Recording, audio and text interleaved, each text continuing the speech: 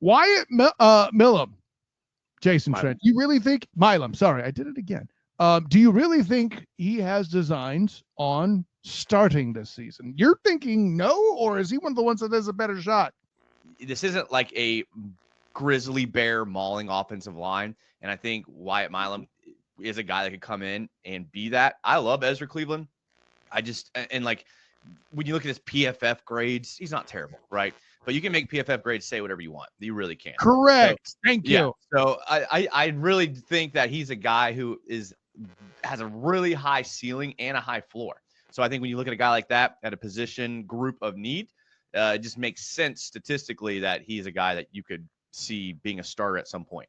I don't think he's a week one starter, but I think you could look up after the bye and this man maybe slated in. I mean, we all know there's going to be injuries along the offensive line somewhere. And I think we have more depth on the offensive line than we've had in a long time. You look at guys that even like Jonah Monheim, like guys like that with the versatility that he has bringing in.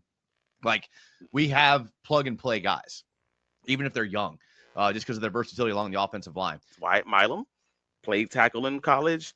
May need some little bit of time, kind of what you just stated. Like he may need a little bit of time to acclimate to the guard position because we just haven't been able to see it, and obviously we haven't seen these guys in pads yet. So I'm with you there as far as he may be a guy who can step in, but you just don't know until you see it.